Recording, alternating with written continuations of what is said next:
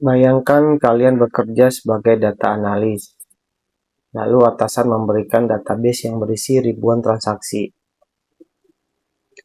Kemudian atasan kalian bertanya, saya ingin tahu customer mana yang total belanjanya di atas rata-rata customer lainnya.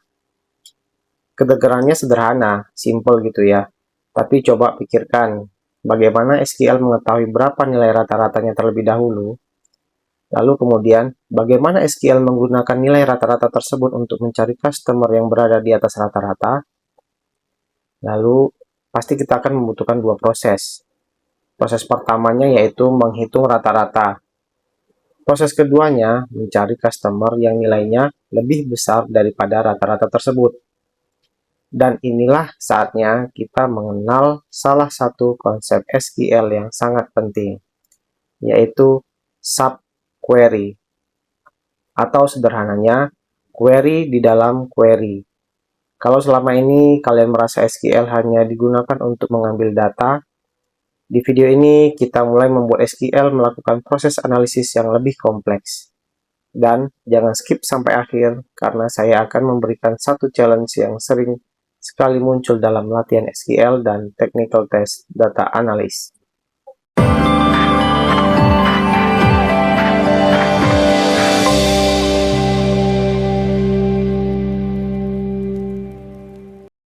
Halo semuanya, welcome back to Milo Channel, channel yang membahas tentang seputar data analitik. Di channel ini kita sedang membangun roadmap SQL for data analysis dari pemula sampai mampu menggunakan SQL untuk kebutuhan analisis data. Di episode sebelumnya kita sudah belajar case when. Kita belajar bagaimana membuat kategori data seperti low, medium, dan high. Sekarang kita naik satu level. Kita akan belajar bagaimana SQL menjalankan sebuah query di dalam query lainnya. Konsep ini itu disebut subquery. Teman-teman jangan takut untuk melihat query ini. Kelihatannya memang lebih kompleks, tapi sebenarnya sangat logis. Mari kita pecah menjadi dua. Query dalam menghasilkan nilai. Ini nilainya. Lalu query luar menggunakan nilai tersebut. Itulah konsep dasar subquery. Bayangkan jika kalian sedang mengerjakan sebuah tugas, guru bertanya, siapa siswa yang nilainya di atas rata-rata kelas? Kita tidak bisa langsung menjawab. Pertama kita harus menghitung rata-ratanya. Misalnya rata-rata kelas 6 adalah 80. Baru kita mencari siswa yang nilainya lebih dari 80. Nah, subquery itu melakukan proses yang sama. SQL menyelesaikan satu pertanyaan terlebih dahulu. Kemudian hasilnya digunakan untuk menjawab pertanyaan berikutnya. Oke, sekarang kita coba menjalankan subquery yang pertama, tapi terlebih dahulu kita coba yang paling sederhana ini. Misalnya, select average, kita ambil dari total, S, data penjualan. Ini teman-teman, from penjualan. Kita jalankan. Oke, kita mulai dari yang paling sederhana ini. Sebenarnya saya pengen tahu berapa rata-rata seluruh transaksi, dan kita dapat jawabannya yaitu 6.185.000. Kemudian kita jalankan subquery-nya. Kita jalankan subquery-nya, select bintang, kita ganti, bawa aja, kita ambil semuanya. Oke, from penjualan, where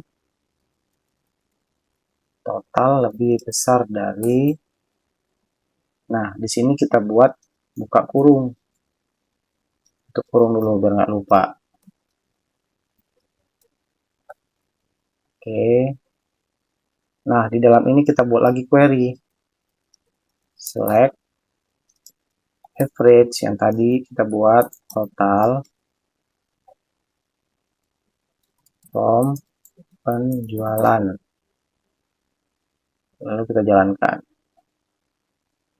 Nah, sekarang SQL mengambil transaksi yang nilainya lebih besar dari rata-rata.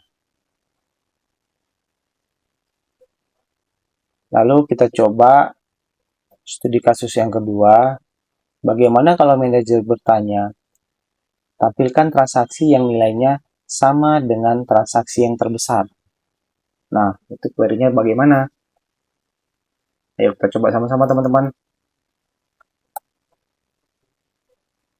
Itu tinggal kita buat sini sama dengan, lalu, nah ini kita ganti aja max. Maksimum, biar dia akan mencari nilai yang maksimum. Coba kita jalankan. Nah, query dalamnya ini mencari nilai yang maksimum. Kemudian, query luarnya mencari transaksi yang memiliki nilai tersebut. Didapatlah ini. Lalu kita coba subquery kita gabungkan dengan misalnya minimum. Itu dilakukan apabila kita ingin mencari nilai yang paling rendah. Nah, kita ganti aja max-nya menjadi minimum. Ini ya teman-teman, lagi kita coba jalankan.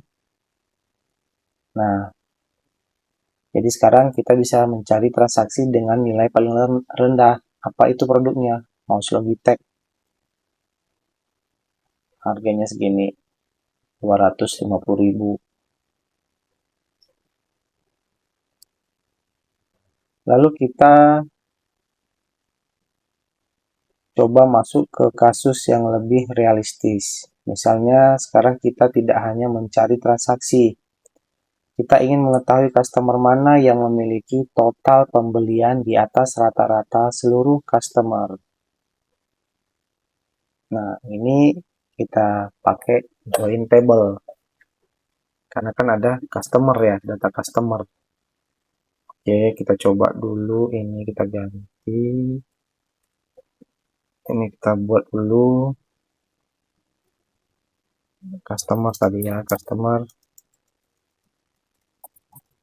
si, lalu kita buat sini apa aja mau kita tampilin, customer ID, select ke tampilan customer ID, lalu nama, lalu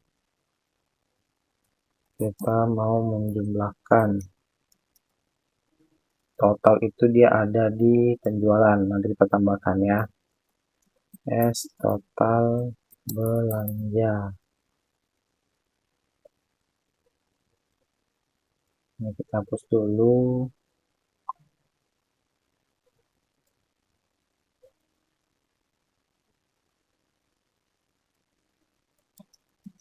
Join penjualan P on customer ID sama dengan p.customer ID. Lalu kita group by c.customer ID c.nama.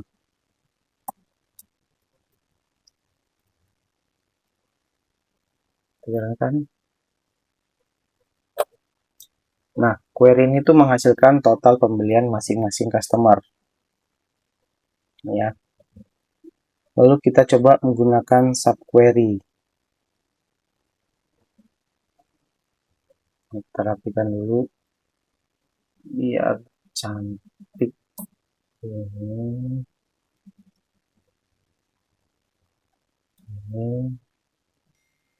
Oke. Kita buat coba pakai having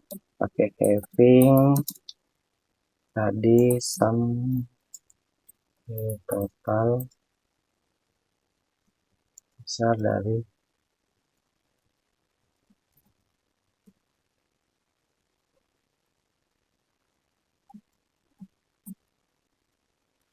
kita masukin query baru, select average total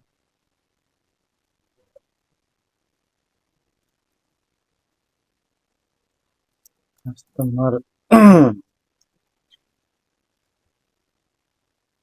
from, kita buat lagi nih. Nah, sini kita buat query lagi, select. Ini kan kita mau menampilkan total customer, jadi ini kita ambil dari customer,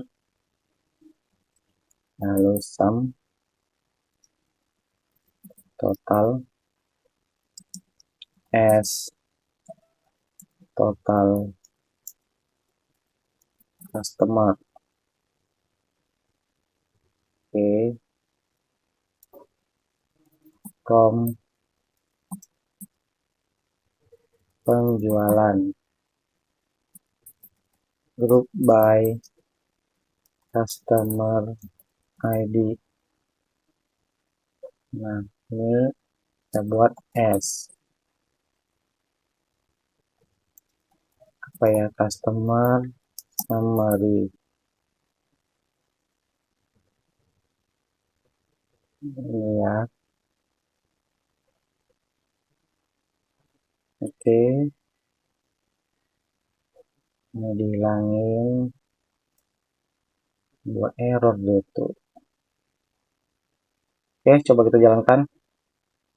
Nah, ini sudah mulai terlihat seperti query yang digunakan untuk analisis data. Kita membuat summary customer terlebih dahulu.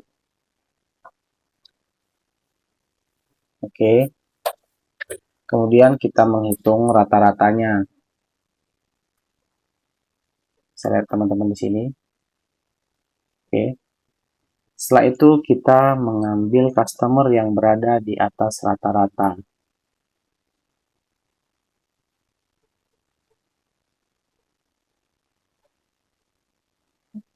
Inilah maksud dari query ini. Kalau misal teman-teman ada yang mau bertanya, silakan di komentar. Di kolom komentar ya teman-teman. Lalu kita belajar tipe subquery berikutnya. Subquery tidak hanya bisa digunakan di where atau having. Kita juga bisa memasukkan query ke dalam from. Contohnya seperti ini.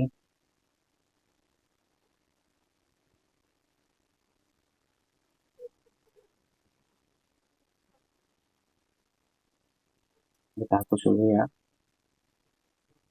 Misalnya select bintang from. Nah, ini dia, di dalam from. Kita masukin query. Select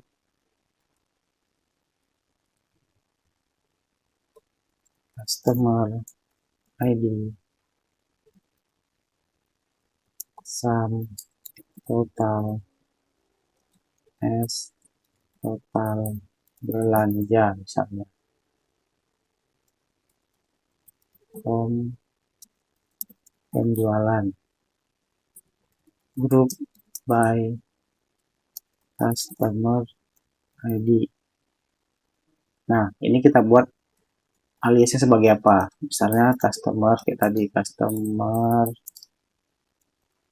summary. Nah, jadi subquery itu berada di dalam from. Lalu menghasilkan sebuah temporary result. Kemudian query luar membaca hasil tersebut ya, hasil ini ya, hasil tersebut ini ya. Anggap aja kita membuat tabel sementara gitu. Nih, kalau kita jalankan seperti ini. Jadi visualisasinya itu data transaksi di atas, lalu kita grup by kan by customer mendapatkan hasil customer summary. Lalu query luar mengasih analisis. Nah, seperti itu ya teman-teman. Sekarang kita buat studi kasus yang lebih menarik. Misalnya, manajer bertanya, siapa aja customer dengan total pembelian di atas 10 juta? Nah, itu bagaimana query-nya kita buat. Misalnya ini tadi udah oke, customer summary tinggal kita tambahkan ya. Kita tambahkan misalnya where total belanja besar dari 10 juta.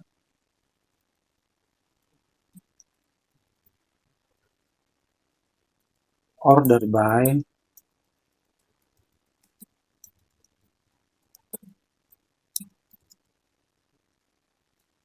total belanja descending.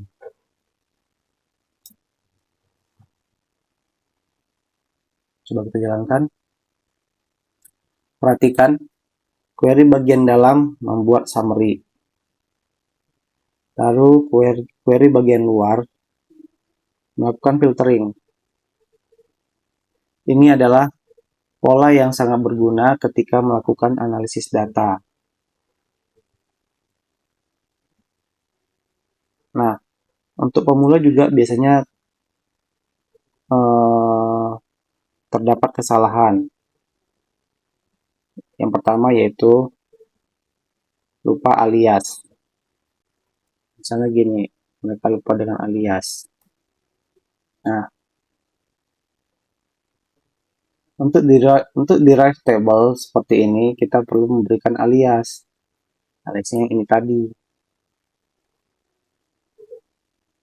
Lalu biasanya kesalahan kedua, subquery-nya menghasilkan banyak baris. Misalnya itu gini, kalau menghasilkan banyak baris dia itu biasa kita di sini ya. Aku contohkan dulu. Misalnya gini, penjualan misalnya. Lalu where total sama dengan ini kita buang ya.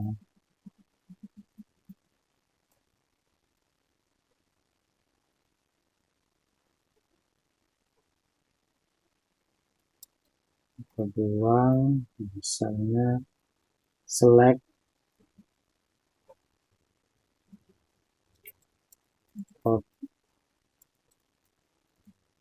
total uang penjualan.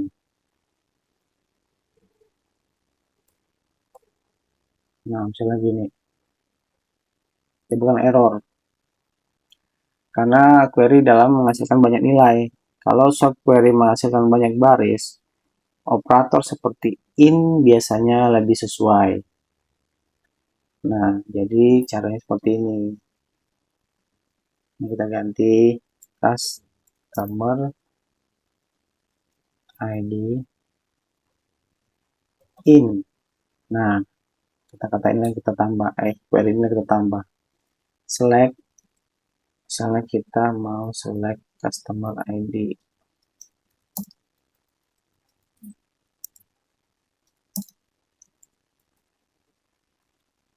From customer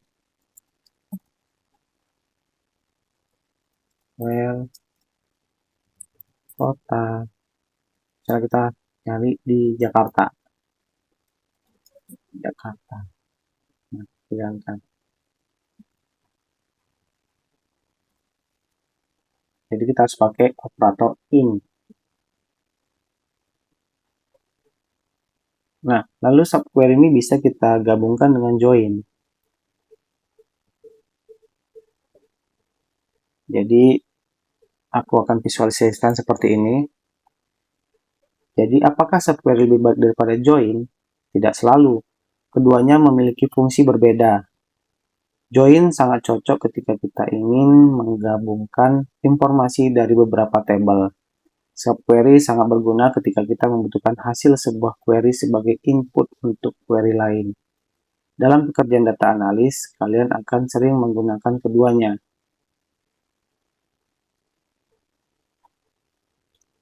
Lalu kita buat lagi challenge ya teman-teman. Mini challenge, mini SQL challenge. Tolong jangan langsung lihat jawabannya. Kalau perlu kalian pause videonya.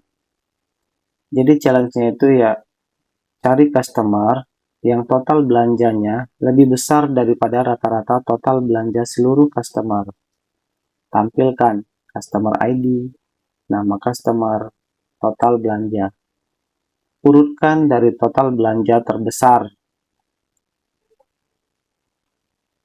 Untuk clue-nya kalian harus menggunakan join, group by, sum, subquery, dan having. Aku tunggu teman-teman.